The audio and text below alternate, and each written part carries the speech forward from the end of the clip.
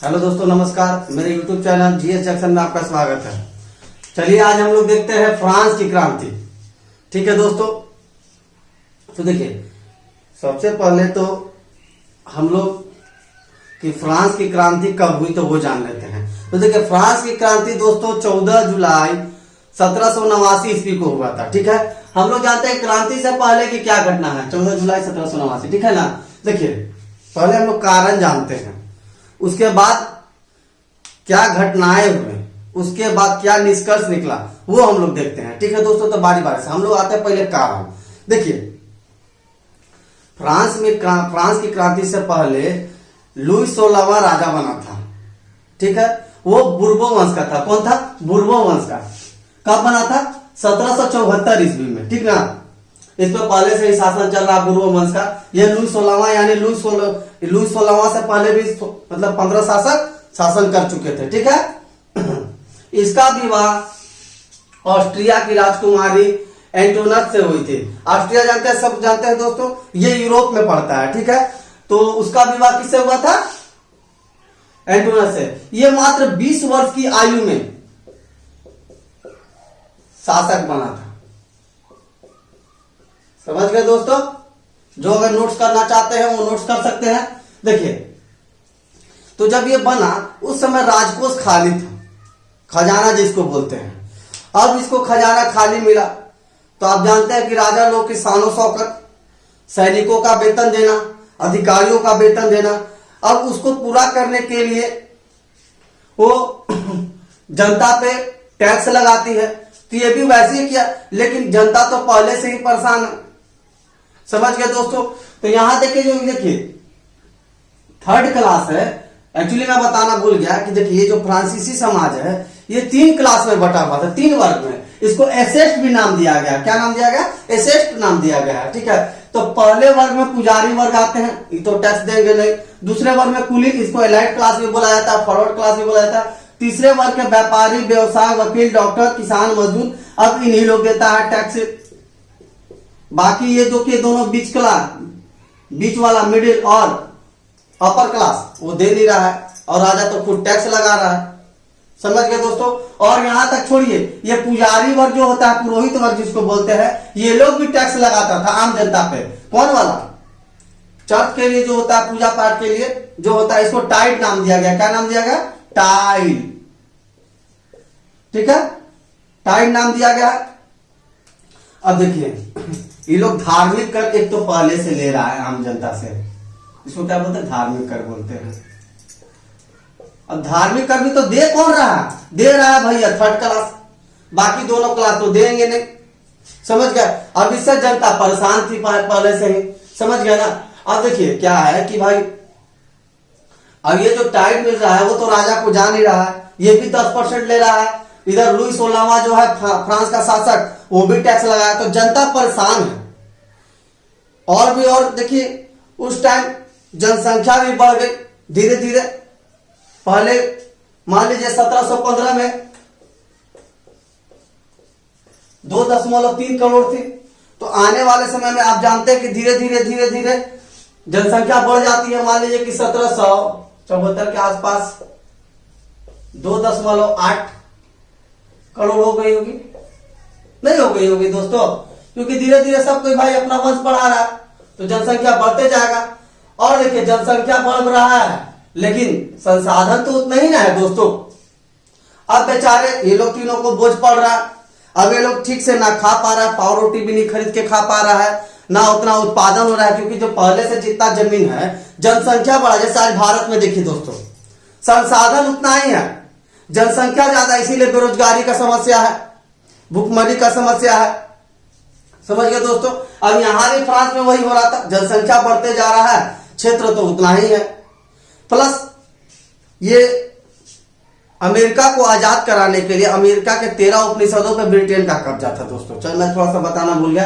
ये समझिए जैसे अमेरिका है ये दोस्तों, इस पे आधे पे फ्रांस का शासन था क्योंकि ये लोग कॉलोनी बनाता था, और आधे पे ब्रिटेन पे है। तो फ्रांस तैयार हो गया कि चलो भाई तुमको हम आजादी दे देंगे, तो तुम ब्रिटेन से पहले बात कर लो।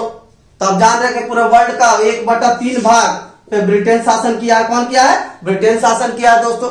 तो ब्रिटेन तो आसानी से छोड़ना नहीं चाहता था, कॉलोनी भाई गुलाम बनाकर रखता था, उपनिवेश बनाकर। अब देखिए फ्रांस भाई अमेरिका का मदद किया तो आप जानते हैं कि सेना पे खर्च होती है, तो यही लुई 16वां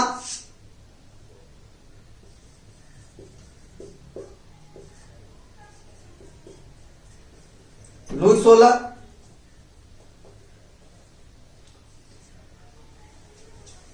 आजाद करवाया अमेरिका को, इसके 13 उपनिषदों से हटवा दिया ब्रिटेन को।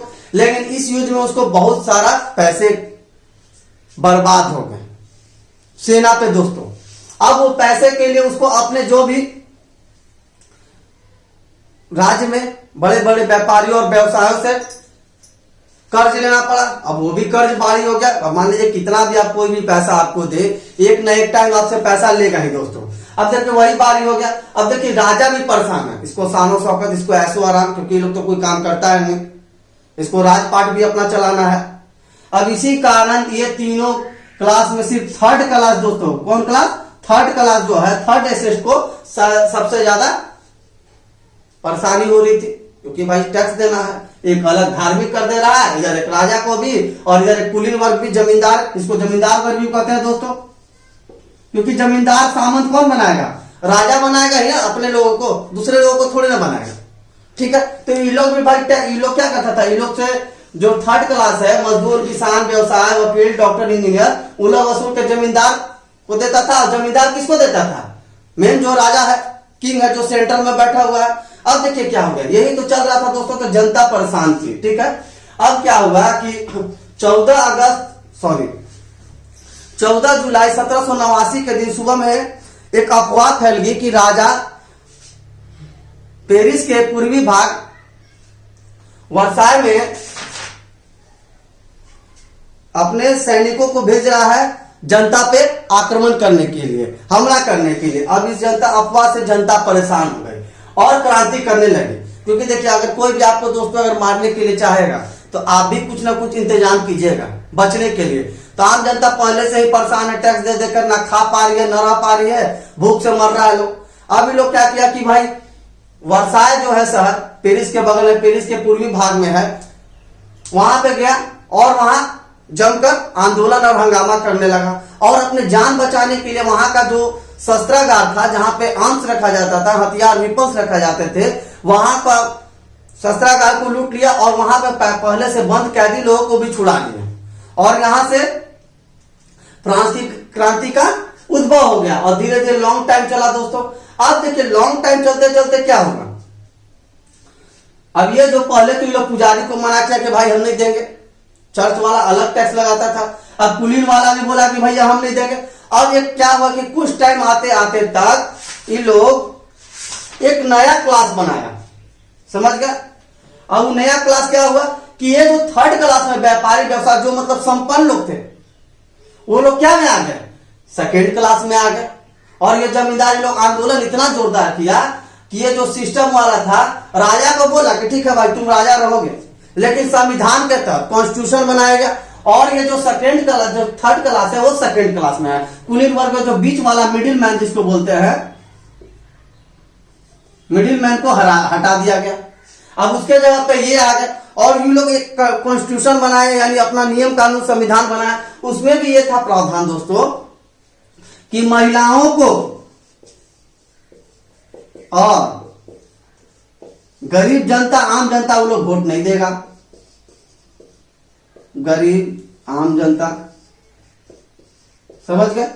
ये क्लास शुरुआत हुई, अब यहीं से मिडिल क्लास का शुरुआत होगा। जो पढ़े लिखे लोग हैं, संपन्न लोग हैं, समझ गए। धीरे धीरे धीरे धीरे देखिएगा, आम जनता तो पहले से कर ही रहा है भाई, काम मेहनत कर ही रहा है। लेकिन ये जब फ्रांस की क्रांति के बाद एक नया समाज आया तो उसमें इन लोग को थर्ड क्लास में रखा गया, ये जस के तस रहे। उसके बाद लॉन्ग टाइम और आगे बढ़ा, फिर नेपोलियन का शासन आया। नेपोलियन के शासन के बाद फिर से एक नया आंदोलन हुआ। उसके बाद ये जितना भी आप देख रहे हैं समाज को बंद किया गया और 3 वर्ड आए। कौन कौन आए? LEF, याद रखिएगा दोस्तों, शॉर्ट में मैं बता दे रहा हूं, LEF। ये फ्रांस की क्रांति से उत्पत्ति हुई है। L मतलब हो गया लिबर्टी, E मतलब हो गया इक्वलिटी, और F हो गया फ्रेंडशिप। ठीक है ना, यही तीनों वर्ड आए और फ्रांस अपने आप को क्या कर लिया, रिपब्लिक कर दिया। ठीक है दोस्तों, आज के लिए बस इतना ही। और अगर अच्छे अच्छे आपको ऐसे ही वीडियो चाहिए, देखना पसंद करते हैं, तो मेरे चैनल पे आकर सब्सक्राइब करें और लाइक बटन दबाना ना भूलें। और जो भी हमें कमी है उसको सुधार करने के लिए आप प्लीज कमेंट करें, क्योंकि ताकि आने वाला जो भी वीडियो है मैं उसको सुधार कर सकूं। ओके दोस्तों, बाय।